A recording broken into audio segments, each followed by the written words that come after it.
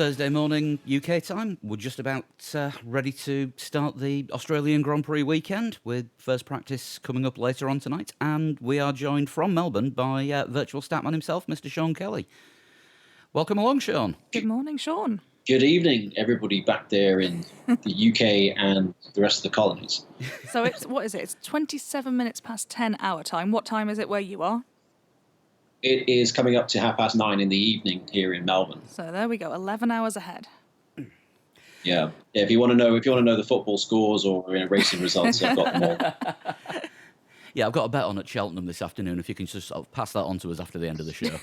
Yeah, I already know what happens. So I'm guessing, on a serious point, Melbourne is fairly subdued at the moment after the sad news last night of Charlie Whiting's passing.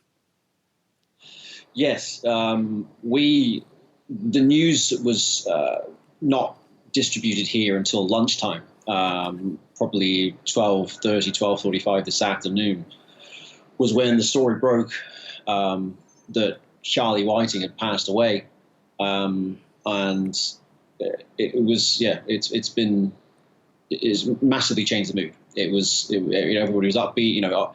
If anybody who's been to the Australian Grand Prix will know it's always it's the most optimistic race of the season because everybody's equal. You don't know who's going to be where on the grid. There's all that kind of stuff, the excitement of a new season, and suddenly that story dropped and the mood just changed in an instant. It was suddenly it was wow. I mean, that's inconceivable. Charlie was at the track yesterday. He did, he walked the first couple of corners of Sebastian Vettel's track walk with him. And I'm sure, if you look around on the internet on the various news stories about this, you'll see the photographs of him with Vettel that they were taken yesterday. It's just same old. It's just, as of a Formula One Grand Prix, Charlie Whiting will go out, check the track, check everything. And he did all that as normal. And then today, suddenly he's not with us. It's, barely believable. I mean, it's left a massive hole in Formula One itself with everything that he did for the sport, both sort of on the competitive side and the safety as well. And whoever steps up to replace him has some huge shoes to fill. Absolutely. Charlie was the race director since 1997. He worked at the FIA beginning from 1988. He moved to the FIA after Bernie Ecclestone pulled Brabham out of F1 at the end of 87 for a season. And he's been part of the F1 fabric since, I think, 1977 when he started at Hesketh. So, he's one of those people, it's inconceivable for him to be not around. He's as much as part of the fabric of the sport as Bernie himself or pretty much anybody. I mean, I struggle to think of someone who is a greater recurring character in the soap opera that we know of as being the Formula One World Championship as Charlie. He's been there so long, continuously. He hasn't just dipped in and out. He's been a continuous presence for more than the last 2 decades as the race director. The drivers know him and respect him. Teams know him and respect him. He's always been a pretty fair arbiter of disputes and so on. It's going to be a very strange feeling on Sunday when the cars line up on the grid and it's not Charlie up in the starting gantry to switch the lights out and send them on their way. Who is going to be in the starting gantry? Well, that was the main topic of conversation this afternoon. Once the initial shock of discussing that, why can you believe this has happened? It was, well, what do we do about the race? Who's going to run the race now? Because we're all here. We have, the show must go on. I was asked, did I know of somebody? And I said, well, if they don't promote from within, Charlie had been race director since 97. Before him, it was Roger Lane Mott, just in the 96 season. And before that, it was Roland Brunserrider, who I believe is now the race director for the DTM. So I thought, well, if they decide not to promote from within, Roland Brunserrider would be a good guy to stand in temporarily, or Herbie Blash if he's available. But it seems like the FIA now have decided that they're promoting Michael Massey, who's the deputy race director, to that role. But they haven't nominated a deputy race director as as I'm speaking right now, at least they haven't said who it's going to be. The deputy race director is in charge of overseeing the formation lap and the first lap of the race, because obviously the race director himself is starting the race. So he's not in race control. So they're going to need to nominate or define who's going to do that role. It remains to be seen who it would be. And in recent times, they've actually tried to sort of have some sort of succession with Marcin Budkowski was in that role as deputy. I think he was deputy race director, and Laurent Mekies, and both of them moved on. Budkowski went to Renault, Mekies is at Ferrari. So they've had trouble. They've had a bit of a turnover in that department as it is. So it's a very. I don't want to say it's uncertain in terms of we don't know if there's going to be a race, because the race will happen. But it is certainly, there's a lot of question marks, because Charlie's role was so ironclad in the sport. You know, with the concept of him not being there is just not something that even occurred to anybody. Yeah, he did seem like one of those people who was there in every department. I wonder, moving forward, if Formula One are actually going to split his role between a number of people. I think that's possible, certainly. It remains to be seen how this shakes out. I don't think the FIA will know yet how they're going to proceed. I mean, there's still a lot of shock attached to the fact that it's happened at all. And certainly in the middle of a race weekend, if you think, you know, this could have happened at any point over the winter, and if it was going to happen, and they would have had time to think, well, what will we do for the coming season? For it to happen on, you know, Wednesday night of a Grand Prix, when Charlie was in the paddock yesterday, and now suddenly, yeah, they've got to think on their feet. But the show will go on, of course. And Formula One has this callous nature about it, in that while there's the shock of the story, there is also not an iota of doubt.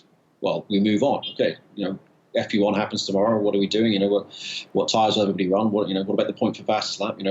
People drift off into different conversations, and it is astonishing Formula One's nature in that regard. How it doesn't come to a complete stop. It's still everything keeps on keeping on. I suppose that is the very nature of the beast. It has to, because it's too big to not happen. Mm-hmm. It's too close now, isn't it? It's 12 hours, just over 12 hours until first practice. Yeah. Yeah, I tweeted out just as I was leaving the track our minute by minute schedule for tomorrow. And it says 12 o'clock, Formula One free practice 1, to be overseen by Tim Schenken and Charlie Whiting. And of course, throughout the weekend, we have these are the people who are administering this particular thing that's on the minute by minute. And of course, Charlie's on there with all the track inspections and everything. And we're given those things just as a sort of as a guide, so we know exactly what happened. Okay, the track is open exactly this minute, so we know this is happening. If you want to go over here, this is happening exactly this minute. It's become a sort of strange, almost a collector's item now, I guess, of this weekend, which would be as much about this story as it will be about what actually happens on the racetrack. Mm. And I suppose like F1 itself, we have to move on and talk about the upcoming race and, in fact, the upcoming season. Because it is nearly here. Because we are right on the verge of it. You've been in Melbourne for the last couple of days, and I think this is your first Grand Prix for a couple of years, isn't it? It's the first time in Melbourne for a few years. I haven't been in Melbourne since 2011. I've been cooped up in US television studios, but now I'm unleashed again in down under. I've obviously been to a few races since then, but just not in Australia. So how are you finding it this year? Anything you've noticed out of the ordinary? Anyone doing anything different with you being our man on the ground? Well, I suppose those sorts of stories are the best ones. Are the ones you can't tell. But no, I would say everything's business as usual. In some ways that exacerbates the Charlie Whiting news because it just felt like, hey, it's. I think one of the things we as fans love about Formula One is the familiarity of it. We know if you're a real like a hardcore fan, you know the Charlie Whitings of this world, like you don't just know the protagonists on the racetrack. You don't just know the Vettels and Hamiltons of the thing. You know the Charlie Whitings, and you know the Bernies, and you know the Chase Careys, and you know all those players as well. And it just felt like everything was normal. It was like, yeah, it's another season. It's bit of politics, bit of technical stuff, bit of contracts, new races, old races going away. It was all so familiar. That's how it felt. And then it changed a bit this afternoon. But once we get around to Sunday, the race is off at 4:00, I think, on Sunday afternoon here, and yeah, it'll just feel like same as it ever was. 4:00 Sunday afternoon, or of course 5 a.m. UK time. Oh, that's going to be fun. One thing Yes. that is different for this year is we've talked already about the point for the fastest lap. How do you see that affecting things? Do you think there's going to be people coming in for later pit stops and putting on a charge for that fastest lap?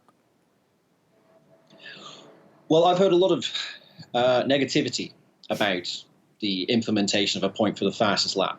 It hasn't been part of Formula One since 1959. And certainly it changes some of the DNA of how we go about racing now. And I don't think the naysayers just look at what happened like last season, for instance, where all the fastest laps were split between the top three teams. Well, yeah, of course, they're the fastest guys. But if there had been a point for the fastest lap, what would it stop, a Force India or a Haas driver to dive into the pits, take a brand new set of the softest available tyre and just go absolutely flat out for the final couple of laps to see if they can steal that point away? And I do think there is a possibility that it will change racing. It certainly adds the possibility of chaos theory. And that's one thing we always crave in Formula One, the notion that we want to feel like we don't know what's going to happen. We want to be able to not completely predict events as they occur. If that is happening, if there's a point for fastest lap, not only does it change what happens in the latter stages of Sunday's activities, it could even change what happens in the latter stages of Saturday's activities. Because now teams are going to look at, as I say, did I say Force India? I shouldn't have said that. You're not allowed to say that. That's a pound in the swear jar. I'm going to do that a lot this year. And I have to come back. Actually, I'll go off topic here. I had a conversation with David Croft in the paddock today about, are Racing Point a new team this weekend, or were they a new team from the Belgian Grand Prix? Well, the team themselves says it's from the Belgian Grand Prix of last year, which I disagree, because the car was still called a Force India last season. Now it's called a Racing Point. This is their Grand Prix debut. I'm sure most statisticians and Forex and people like that will concur on that. But Racing Point seem to want to argue the toss on it. Anyway. On Saturday now, there's a greater incentive for teams like that who can get into Q3, but not necessarily be at the sharp end of the grid. There's a greater incentive now to qualify on a harder tyre because you want to save the softer tyre for the end of the race to try and get the bonus point for the fastest lap without having to take another stop to put the soft tyre, the softest compound tyre on. So there's all sorts of possibilities that are opened up by this one extra point. And it doesn't seem like a lot of points, but, there are millions of dollars between positions in the Constructors' Championship. So those points add up to something pretty significant. So I've seen a rush to judgment on this and say this is just nonsense. It's not going to change anything, but it will change something. And I think some of the commentators on this issue are a little bit short-sighted. Yeah, I've got to admit, I didn't actually consider what it would do to qualify an entire strategy. That doesn't sort of spring to mind, because obviously we've seen the way that everything's worked for the last few years, and you've had races where drivers have just wanted to get the fastest lap towards the end of the race, just for something to do, really. Just sometimes, to show something. Isn't it? I mean, Chris was all in favour of calling it the Alonso point. Well, it should be called the Kimi Räikkönen point, of course, because Kimi has nearly 50 fastest laps. He's second on the all-time list. And I actually heard a rumour in the paddock today that the story went that the reason why Kimi Räikkönen kept clocking up fastest laps so readily is because he had some sort of deal in place where he received a Rolex watch or something like that, or a Tag Heuer watch, every time he got a fastest lap.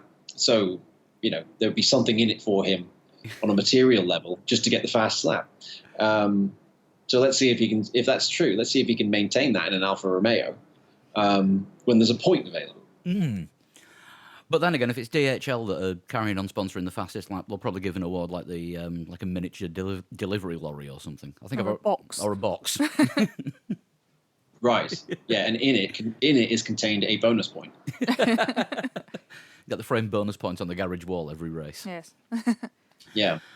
The other big story that's been going around before this race, and I don't know if you've seen anything of it, but how are things around Williams? Because obviously, late to testing, the whole Paddy Lowe situation. At least they've turned up. They've been tweeting photos of all their gear arriving there. Have you seen anything of the atmosphere around the Williams garage? And if so, what's it like? I haven't really been around Williams, and part of the reason is because there's a strange setup in the paddock this weekend. Williams are actually kind of detached from all the other teams in the paddock. Normally they're all, one after the other as you walk down the paddock. This weekend, there's a Heineken, almost like a beer lounge, separating Williams at one end of the paddock from all of the other teams. So there's Williams, then there's this Heineken beer lounge, and then there's the other teams. So Williams are sort of fobbed off right down the far end, where they're where the pit entrance is. But the paddock entrance that everybody uses is at the opposite end. It's at the pit exit. So for you to get to Williams, you've got to go past all the other teams and this beer lounge, and then they are poked away in the corner. I would say that the atmosphere around Williams, the atmosphere toward Williams, I can't say around Williams because I haven't been around it, but the atmosphere toward Williams is that of people feeling very negative about what's going on there right now. And I don't know if some people who are listening may have read Peter Windsor's scathing blog article about the current situation. Peter Windsor, of course, who was the team manager at Williams at their absolute zenith in 1992 when they swept the board with the FW14B. Extremely well connected down the years at Williams, and known. Peter's known for being the eternal optimist. He'll always take a bad situation and look for the positives to build around. Bless you. Thank you. I tried to get as far away from the microphone as I could, but that did not work. Don't worry, I'm 11,000 miles away from you, and I still heard it. Peter Windsor, the eternal optimist, will always find the positives to work with. Wrote a scathing piece saying that Williams the problem is institutional rot. That the team is being run by people who don't know how to run a race team. That they maybe know how to run a business, that's not a race team, but when it comes to racing, they don't get it. And that is where the rot has set in. And he made the comparison with Frederick Vasseur at Sauber, now Alfa Romeo, that when he came in there, they were at the back of the field. And look at the steps they made last season, regularly appearing in Q3, not only with Leclerc, but also with Marcus Ericsson, because they had a guy in charge who understood what it was to be a race team. And Peter walked all the way up to saying the name of the current Williams team principal without saying her name, but certainly pointed out that Johnny Williams, who her brother, invested in iSport GP2 team, got them into GP2. They were race winners, they were championship winners with Timo Glock. So why wasn't Johnny Williams, the anointed successor really to Frank? Because he'd already made a big success in GP2, and that's the whole point. It's supposed to be a proving ground for F1. So why was that not a thing? It's very, very. It's certainly from the outside looking in at Williams right now, it seems very negative. And the car is not very quick. And if the car was quick, obviously that would take a lot of the heat away. But because the car's not very good, and because they seem likely to be cut adrift in a manner akin to Minardi back in the day, there are serious alarm bells ringing. I heard more than one person say to me today that there is a chance that if Williams in its current form will not complete this season. That's how bad it is. Wow, we knew things were bad, but we just Well, didn't realise. We didn't know how bad it could possibly be. There's rumours and yeah, conjecture, it but doesn't yeah, necessarily pertain that the team will go bankrupt, but perhaps the team will be sold, or some sort of fundamental change in their circumstance will happen. Um, but it's certainly, yeah, I would say it seems as negative towards Williams right now as I can ever remember it being. yeah. I mean, it's just. I think the only word to describe it is a shame. Just how things have ended up in this situation. Yeah, absolutely. If you think of anybody who's of a certain age thinks of Williams as a dominant team in World Championship history, I think they have 100. I think it's 113 Grand Prix victories, but 100 of them came before up to 1997. They've only had 13 since, and they've only scored one in the last 14 years. So it's they're very much a faded force. Unfortunately, a lot of comparison has been made between them and the Tyrrell team, who were once upon a time ruling the roost in Formula One, winning world championships, and then by the time Ken Tyrrell sold the team to British American Tobacco, they were at the back of the grid. Yeah, I think that's possibly the nearest comparison there. Of course, Johnny Williams, we have to say he's actually running the Williams Heritage Program these days. He is. As you say, with his success in GP2 with iRacing, it just seems like a waste. And unfortunately, that is sometimes the way that family-run businesses go. The wrong one gets put in charge. And of course, yeah, it's still got Frank's name on the team, and he's still technically team principal because Claire is only deputy, even though she is running things day to day at the circuit. Right. Yeah. I mean, I would say, Johnny Williams' encyclopedic knowledge of Williams' history is well known in the paddock. That he really is meticulous about that stuff and knows the nuances of everything. So certainly, it kind of seems like a bit of a frivolous thing to say, but certainly from a heritage standpoint, he's a great guy to have. But it does seem like a waste. Why is he not on the race team? And at this stage, you have to ask yourself, could he really be any worse?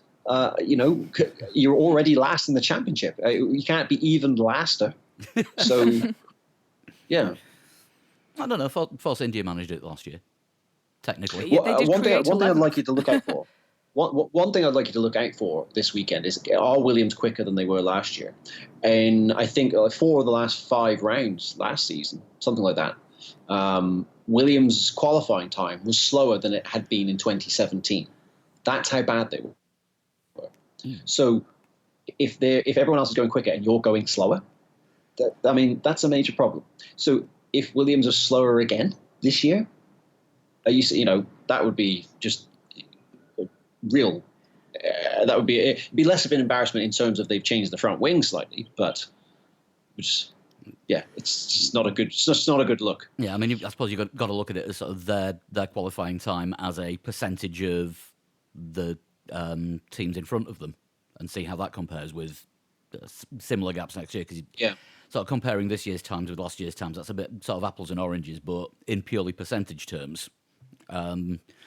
As you will know yourself, that's where the statistics come into it. Yeah, there were several instances last year where they were slower, expressed as a percentage. They were slower than the Manor team were in their last season before they went out of business. So that's the kind of deficit we're talking. Oh, that is horrifying. Move up to the pointy end. I think we're expecting another two-way battle this season between Mercedes and Ferrari. And looking at testing, I know you can't take a great deal out of the times in testing because of the amount of sandbagging that usually goes on. Which team do you think currently holds the advantage? That doesn't count for the full season, but at the moment going into the first race. Because obviously everyone said Ferrari had the better car at the start of last year. Have they done that again this year, do you think? Or is it going to be Mercedes quick out of the blocks? Well, there was a case to be made that Ferrari had the best car throughout last year, but that they threw the championship away, or more specifically, Sebastian Vettel himself threw the championship away by making too many on-track mistakes. In Ferrari won what we colloquially term the Winter World Championship for the fourth year in a row this winter. Pardon me. For the previous 3 years, Ferrari have been quickest in pre-season testing, and they've won exactly 0 titles in that time. So I would always urge caution when looking at testing data, and I'm often amused by how many journalists, properly experienced journalists, who've done a lot of Formula One races in their time, who seem to be changing their expectations with the wind direction.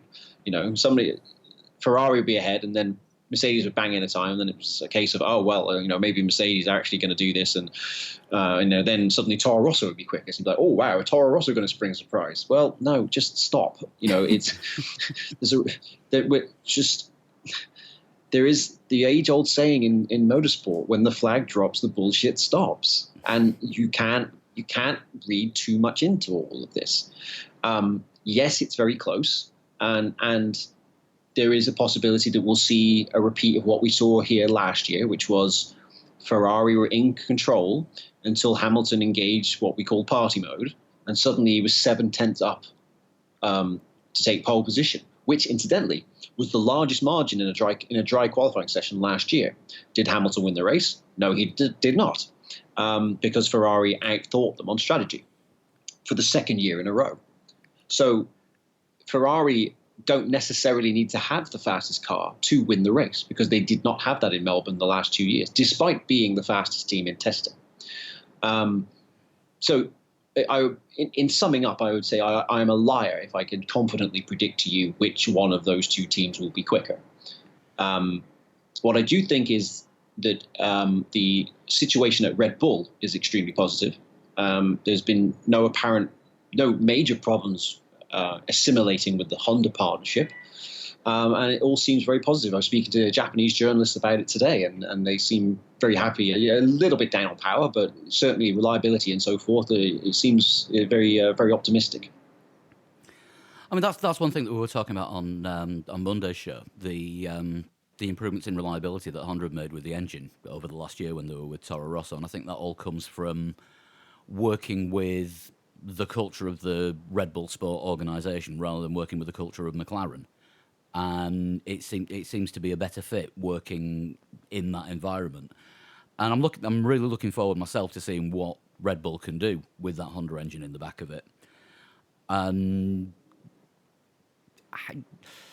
how Danny Ricciardo is going to react at Renault if he ends up having the same reliability problems with the Renault in the works team that he did with the Red Bull last year. Well, it's just to point out, the Daniel Ricciardo had I forget how. I think he had seven retirements last year. Right. Something like that. Well, the second highest driver in retirements was Nico Hülkenberg. So it's not really what you want to hear. Although one of them did leave him hanging like a cow. Yeah, at least 2 of them were Grosjean's fault. Yes. And then I'm sure Ericsson was to blame at some point as well. But what was I going to say? You made me forget. Oh, yes.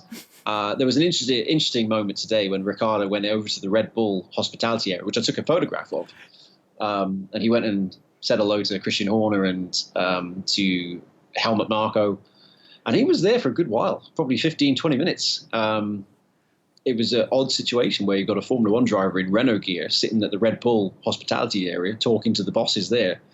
Maybe saying to them, hey, if you need me next season, I'm just saying that, it's not burning my bridges completely here.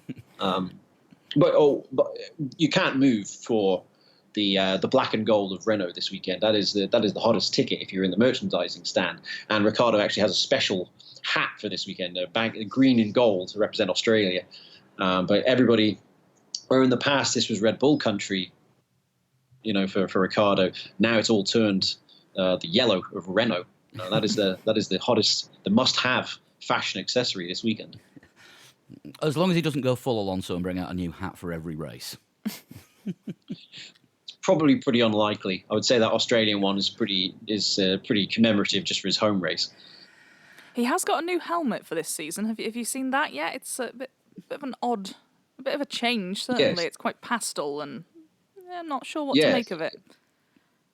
Yes, it definitely smacks of someone who lost a bet seriously and is doing this as a forfeit, because that is I have to say, one of the worst helmet designs I think I have ever seen in Formula One. Really, if I was him, I would return it and ask for his money back.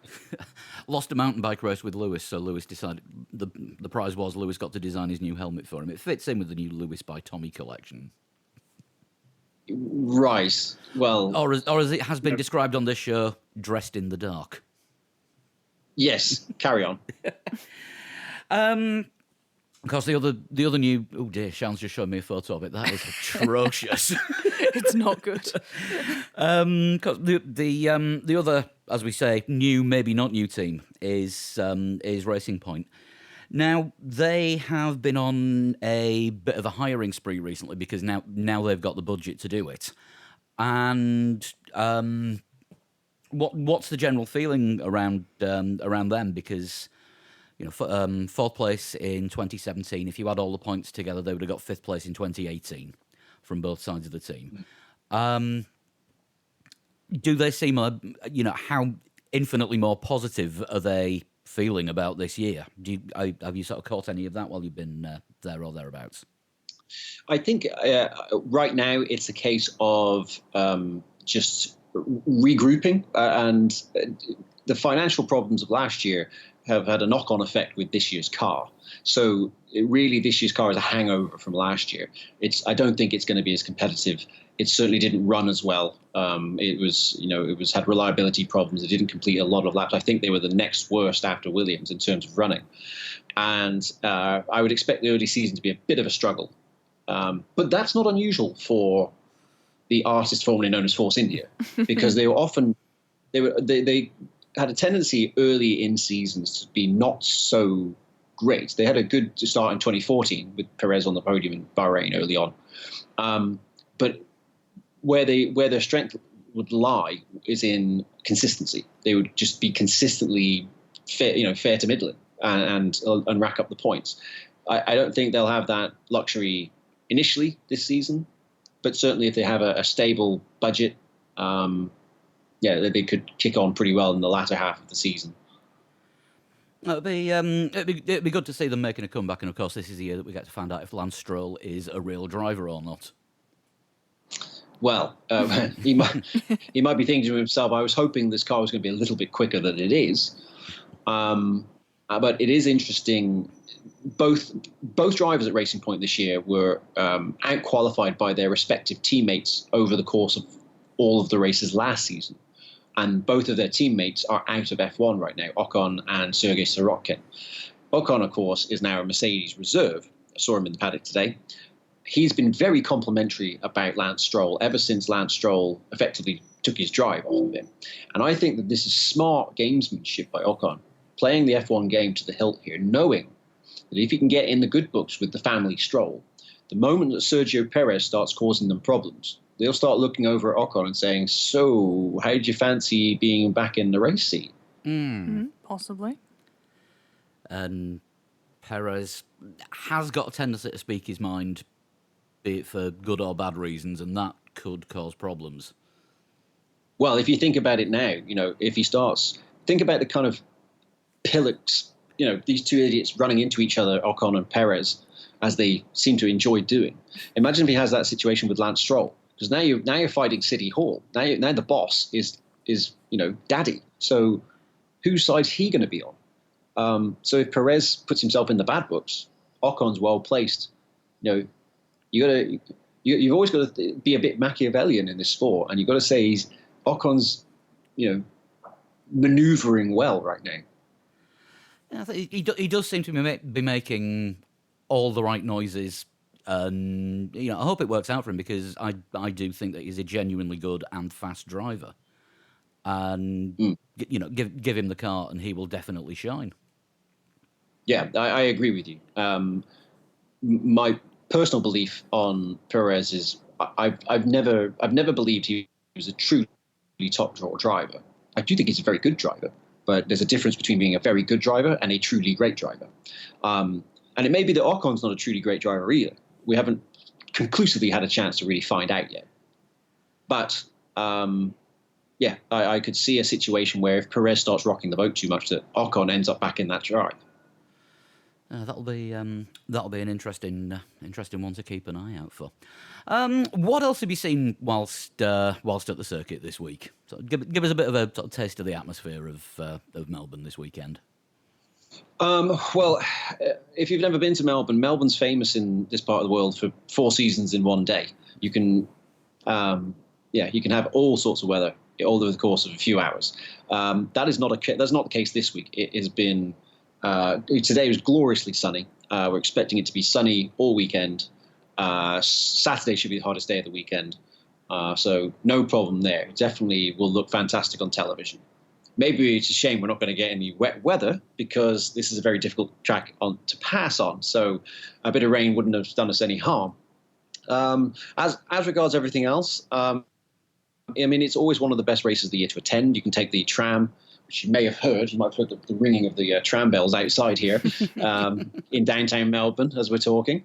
You can take the tram from downtown into the track. It's such an up event to go to. Some races you just think, this is not really a lot of fun trying to get in and out of the track. This is a really easy one.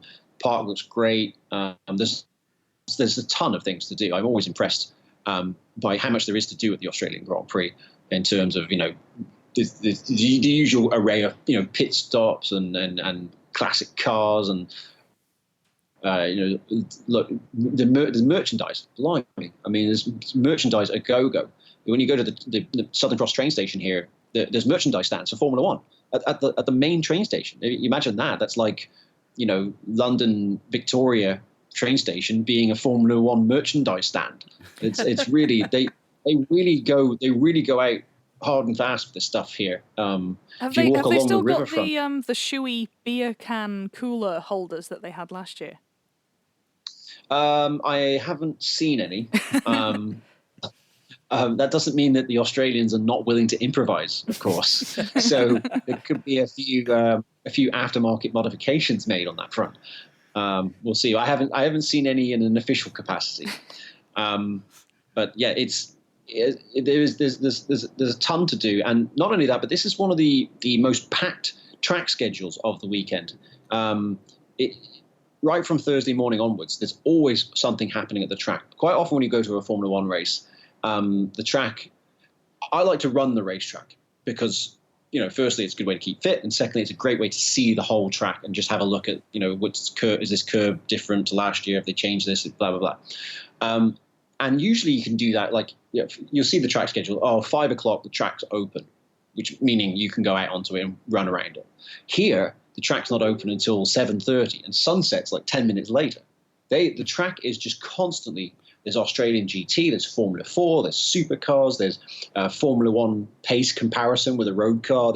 They're always doing something. It's moving. And I'm working on the Circuit PA this weekend, and they're on air from something like 9 a.m. until 7:30 at night because they've it's not just public address, but they do a TV service here as well, much like at Silverstone. So you definitely get good value for money coming to this race. Definitely one we'll have to save up and try to get to. I highly recommend it. It's Australia. If you've never been to Australia, I'm sure you've always heard it's such a great place. It is such a great place. It really is. It lives up to that expectation. It is not a place that lets you down. It's really cool and long flight to get here, but once you do get here, it is fantastic. Really looking forward to the race this weekend. I know now not to ask you for any predictions because you're as great as predicting the top 3 as we are, which is usually not fantastic. Yeah. Just one other thing. It wouldn't be an appearance on Three Legs Four Wheels for you without, and I'm dropping this one in last second because I've been sent a few. Do you fancy doing a Who's a Total Shunt? Oh. Well, it would be remiss not to, wouldn't it? Right. I will try to help, but I can't promise to be any use at all because I did not know this was coming. Well, hopefully this week it's not me, and if it is me, you've got the right date of year for my birth. I'll give you the first bonus clue. It isn't you.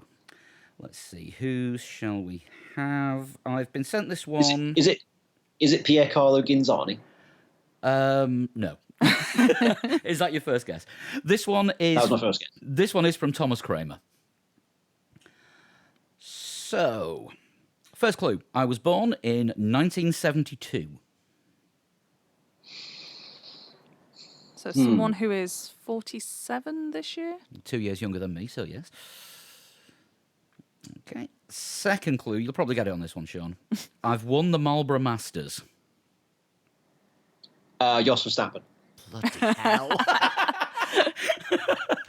I would have gone on to say, I've been active in karting since 1980. I'm a Le Mans winner. My Formula One debut turned my world around.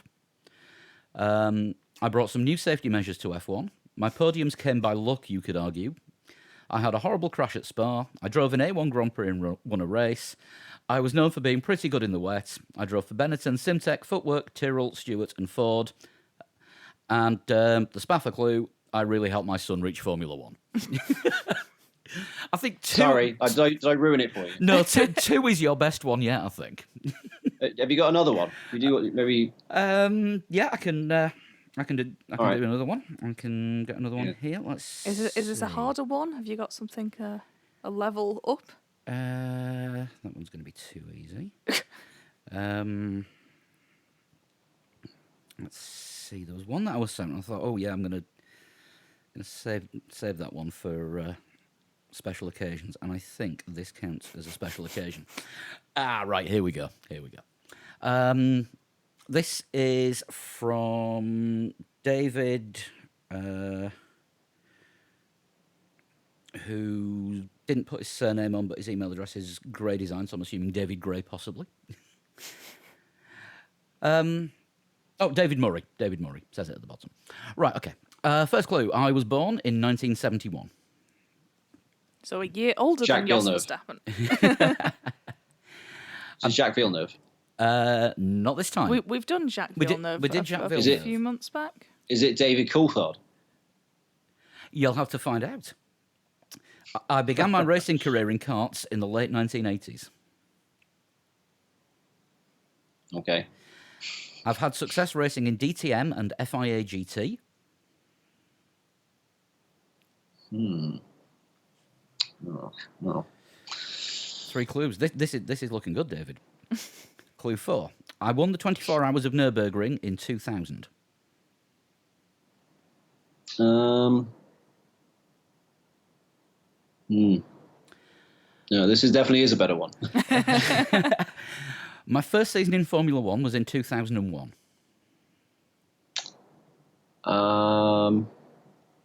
No, pause there. Who could it have been? That does at least timestamp who we're talking about. So somebody would have made their debut in Formula One age 29 or 30. Yes. They were born in 71. Let's see here. Was it? Oh man. There are a number of drivers it could be, but I hesitate to just blurt out all of those names. That's usually what we do. That's the usual tactic. Just throw out a pile of names, and sooner or later you will say something that might be clever. Yeah. Is it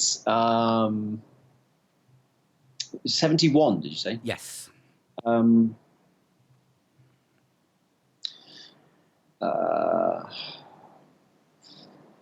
I think I know what I'm going to guess, but I just want to make sure I'm not missing someone obvious here. Is it Alex Young? We continue. Oh. I have led more than 700 laps in F1. Oh, bloody hell. And it's not David Coulthard. Right, who am I forgetting here? This is a good one. It's much better than that crap first one you gave me. Hang on a minute. Let's just back up here. 2001. Who am I forgetting about? Probably turns out it wasn't 2001 or something ridiculous like that. All right, carry on. Okay. In 2006, I led the most laps in a race that was won by Fernando Alonso. I